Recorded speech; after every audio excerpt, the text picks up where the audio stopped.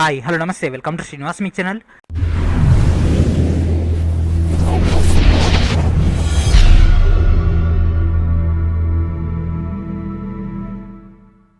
ఈ రోజు వీడియో మనకు ఇండియన్ రైల్వేస్ నుంచి RRB NTPC గ్రూప్ డి అదేవిధంగా మినిస్ట్రియల్ సంబంధించినటువంటి ఒక ఇంపార్టెంట్ అప్డేట్ అయితే రిలీజ్ చేయడం జరిగింది. PIB ఇండియా నుంచి మనకు డేటా అనేది రావడం జరిగింది. ఆ యొక్క డేటాలోకి వెళ్ళిపోదాం. Let's get started. సో మనకు అఫీషియల్గా మనకు ఈ యొక్క PIB నుంచి గ్రూప్ డి పోస్టులకు సంబంధించినటువంటి డేటా ఇవ్వడం జరిగింది. అంటే అప్రెంటిస్ యాక్ట్ 2016 ప్రకారంగా రైల్వే ఆల్రెడీ మనకు నోటిఫై చేసినటువంటి 1,03,769 పోస్టులలో 20% పోస్టులని అప్రెంటిస్లకు కేటాయించడం జరిగింది. అంటే దాదాపుగా 20,734 పోస్టులని వాళ్ళకి కేటాయించడం జరిగింది. రిమైనింగ్ పోస్టులన్నిటి కూడా జనరల్ క్యాండిడేట్స్ ఆర్ ఎలిజిబుల్. అదేవిధంగా 20% పోస్టులకు మాత్రం రైల్వేలో ఆల్రెడీ అప్రెంటిస్షిప్ చేసిన వాళ్ళు లేదా ఇప్పుడు ప్రజెంట్ చేస్తున్న వాళ్ళందరూ కూడా వెయిటేజ్ మార్క్స్ అని యాడ్ చేశారు. వాళ్ళకి పోస్టులు కేటాయించడం జరిగింది కాబట్టి వాళ్ళ యొక్క రిక్రూట్మెంట్ అనేది జరుగుతుంది. ఆల్రెడీ మనకు 2016లోని ఈ యొక్క యాక్ట్ వచ్చేసింది.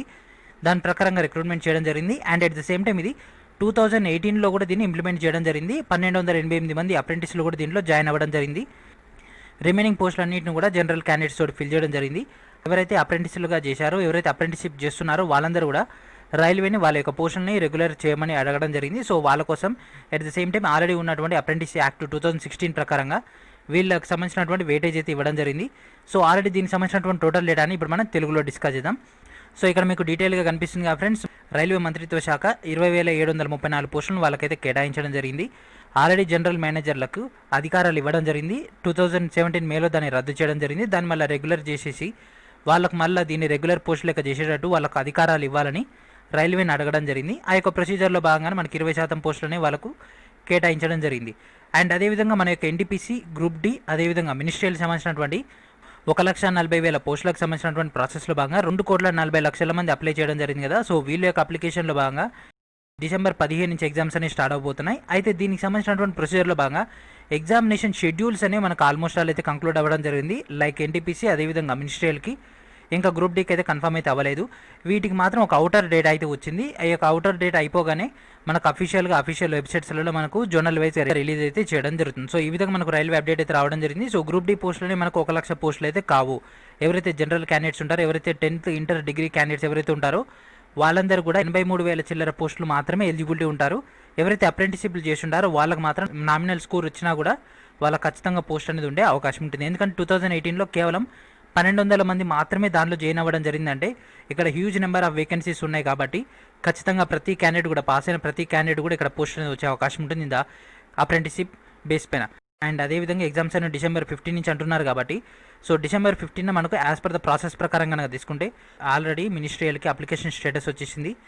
అదేవిధంగా వాళ్ళకి సంబంధించినటువంటి షెడ్యూల్ కూడా వాళ్ళకి ఆల్మోస్ట్ ఆల్ కంప్లీట్ అయిపోయింది కాబట్టి వితిన్ 1 or 2 వీక్స్లో వాళ్ళకి షెడ్యూల్ వచ్చేసి ఎగ్జామ్ కూడా కండక్ట్ చేసే అవకాశం అనేది ఎక్కువగా ఉండడం జరిగింది. సో NTPC కొంత టైం పట్టే అవకాశం ఉంటుంది. ఎందుకంటే టెక్నికల్ బిడ్ అయిపోయినప్పటికీ కూడా వాళ్ళకి ఇంకా వర్క్ అలాట్మెంట్ అదేవిధంగా బ్యాక్గ్రౌండ్ వర్క్ అనేది జరగాలి కాబట్టి ఆ యొక్క ఇనిషియేషన్ ప్రాసెస్ ఉంది.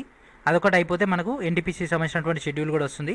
గ్రూప్ డీకి మాత్రం మనకు నవంబర్ 2 దాకా వెయిట్ చేయాల్సిందే. నవంబర్ 2 తర్వాతనే ఆ యొక్క బిడ్డింగ్ ఓపెన్ చేస్తారు. బిడ్డింగ్ ఓపెన్ అయిపోయిన తర్వాతనే మనకు కంక్లూడ్ అనేది వచ్చే అవకాశం ఉంటుంది. సో ఈ విధంగా మనకు ప్రొసీజర్ అయితే ఇవ్వడం జరిగింది. So this is about the railway group D యొక్క అప్డేట్. అండ్ అదేవిధంగా మన యొక్క ఛానల్ తరపున RRB NTPC గ్రూప్ డి యొక్క కోర్స్ అనేది అందించడం జరుగుతుంది. వీడియో కింద ఉన్నటువంటి డిస్క్రిప్షన్లో ఆండ్రాయిడ్ అప్లికేషన్ కూడా రిలీజ్ చేయడం జరిగింది. సో ఆ యొక్క అప్లికేషన్ ద్వారా మీరు టోటల్ కోర్స్ అనేది అందుబాటులో ఉంటుంది. ప్రతి ఒక్కరు కూడా యాప్ని ఇన్స్టాల్ చేసుకోండి. మీ యొక్క ప్రిపరేషన్ స్టార్ట్ చేసేయండి. మనకి ఇక్కడ కేవలం కొద్ది రోజులు మాత్రం టైం ఉంది. ఓన్లీ 60 డేస్ మాత్రమే టైం ఉంది. ఎందుకంటే మనం మినిస్ట్రియల్ని కూడా కలుపుకుంటే 60 డేస్, మినిస్ట్రియల్ కలుపుకోకుండా మాత్రం ఇంకా తక్కువ డేస్ అయితే ఉండడం జరిగింది.